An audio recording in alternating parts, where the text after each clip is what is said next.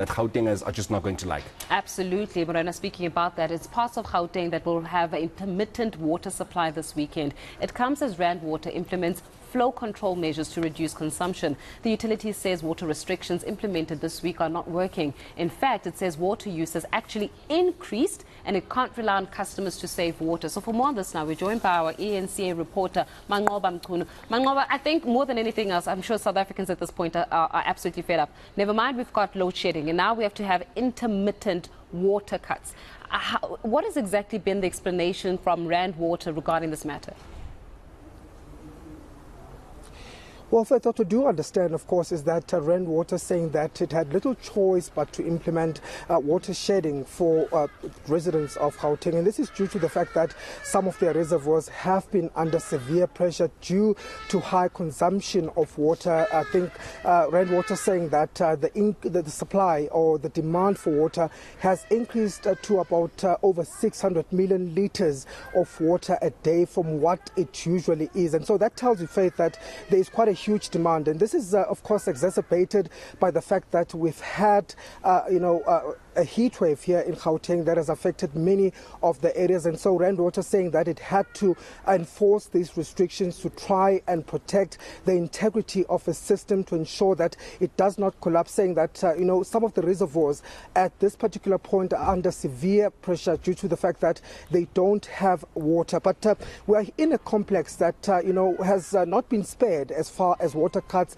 are concerned. In fact, the water cuts are nothing new to this complex in Windsor West, which has not had water for the past 8 weeks, Faith. And this is due to the fact that they were disconnected by the city of Johannesburg for failing to pay for some of those services. And residents here saying, though, that that process has been totally unfair. I'm just going to step over short just to give you a sense, Faith.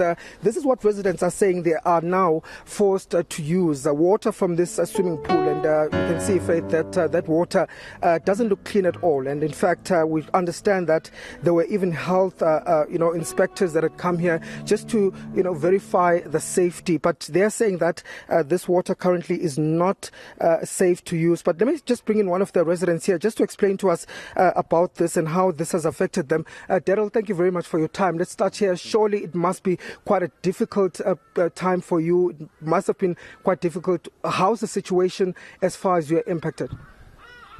Well, Mankoba, we've, for the last 8 weeks now, we've had no water. We've had to borrow from friends, from people across the road.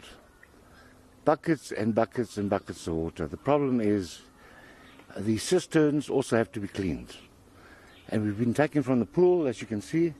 The pool is nearly empty now. And it's been an ongoing process of buckets and buckets and buckets, and it's been very, very, very difficult. But what do you make of this, the fact that, this has been imposed? It's a harsh punishment or penalty that has been imposed by the city of Joburg. I mean, as residents, have you tried perhaps to meet with the city? Yes, we actually got in the Department of Environmental Affairs just this last week, and they came in and they inspected. They had a look, and they said this is not on, especially since we have children around here. There's about 8, 10, 12 children around here, and we're actually worried about that because this might lead to a disease of sort. Possibly, I don't know. We're hoping not, but really, we can't carry on like this. It's untenable. Some of the people around here haven't paid their levies, and this is why we're having this problem. I think there's about five different tenants here, and they owe a lot of money. And of course, the rest of the people around you have to suffer. Okay. Well, thank you, Daryl. Let me just bring in another resident here in this complex. Baba, just tell me, how do you feel about all of this that is happening here? Do you think that this is a harsh penalty to be imposed? And I know that water restrictions will not affect you at all because there's no water here. Yeah, no, definitely the situation here is very dire. As you can see, we've resorted to using the pool water to flush, because unfortunately this situation, how it even came about was that we were not even aware of the outstanding bill on the water. So when it came, it was a shock to most of the owners. And as much as we understand the fact that, there are people that have been struggling, especially after COVID, things just became worse financially for a lot of people.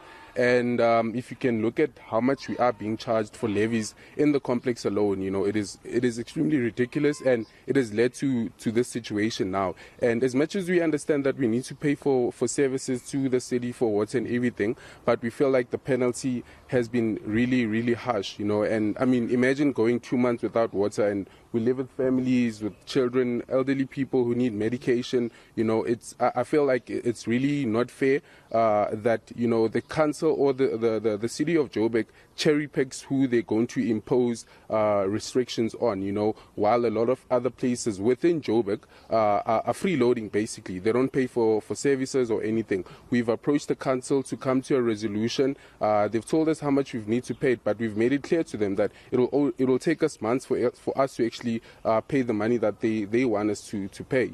Up until then, what are we supposed to do? Are we then supposed to suffer while we don't have any resolve or alternative?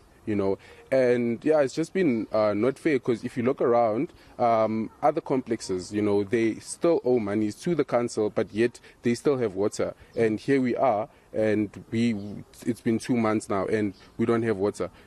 So I think also another thing that's making the situation very difficult is that the political infighting within Joburg itself has led to the situation that we find, because it's not only in the complex. I understand there is a water scarcity issue within the Rand water, so the politicians, the councillors, they haven't came to our, they haven't had our call basically for help, and no one has really come forward to actually tell us what it is that we need to do. Okay, Thank you very much. We'll have to wrap it for now. Thank you for speaking to us. That's one of the residents just giving us, a glimpse of, the situation here as far as water is concerned. Of course, water restrictions mean nothing to these residents. They've had no water for the past 8 weeks, and they're saying that, of course, they believe that it has been quite a harsh penalty that was imposed by the city, and of course they are saying that they want to see some sort of intervention. They are concerned, though, Faith, that there might be some issues as far as political infighting is concerned within